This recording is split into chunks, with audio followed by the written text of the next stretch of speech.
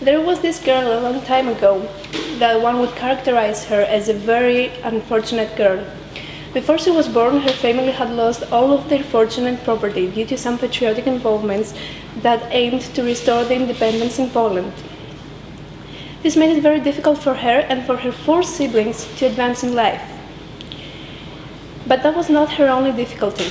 When she was 7, her sister died from typhus, and then 3 years later, her mother followed her sister and died due to tuberculosis. Marie was only 10 years old back then. Later on in her life, her low financial resources constituted the obstacle to her marriage to the mathematician Kazimierz Zorawski, as his parents rejected this idea. She attended a boarding school and then subsequently a gymnasium for girls, but she was prevented from higher education. The reason? She was a woman. So it seemed that she satisfied all the requirements to be an unsuccessful and depressed social outcast. And she actually spent a year in the countryside at a relative of hers being depressed.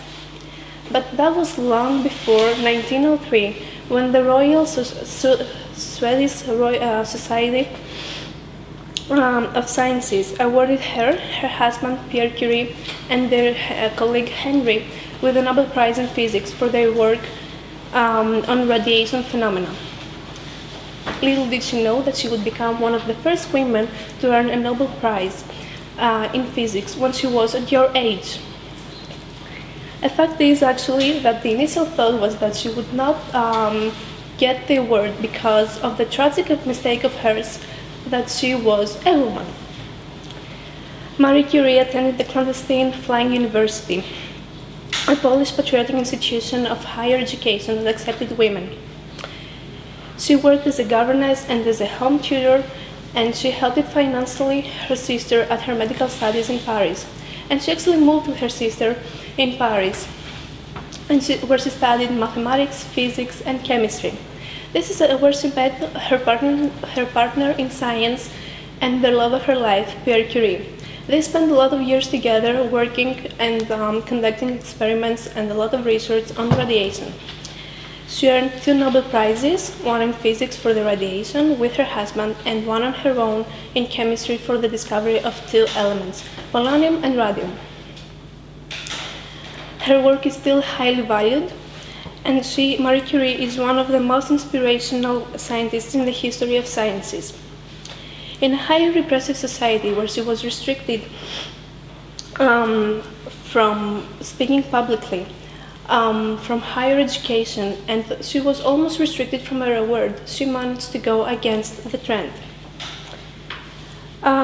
Without financial resources, without a mother and sister, and without being the right gender at that time, she managed to earn the Nobel Prize for the first time, twice.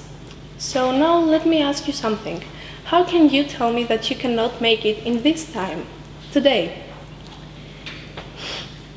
300 million people all around the world have depression, according to the World Health Organization. The symptoms of depression are loss of interest and enjoyment, anxiety, sleep and appetite disturbances, low self-esteem, and poor concentration. But all these effects can lead back to the same state that is depression. They can deteriorate the condition, and they can drive you further away from your usual life in a negative way and further away from your dreams. But what is the matter of feeling depressed, which is only going to make you feel more depressed, when you can just stand up on your own feet and walk away from every unpleasant situation? I do understand that life sometimes is difficult, and I do understand that things don't always go the right way. But if you don't believe in yourselves, then how do you expect others to believe in you and give you a chance? In many aspects, from friends to a partner to an employer. These past days I came across a different interpretation of the word faith, assuming that it is an acronym, and that is full assurance in the heart, in your heart. Follow your dreams, no matter who gets in your way, even when this is the whole society, like in Marie Curie's case. Thank you.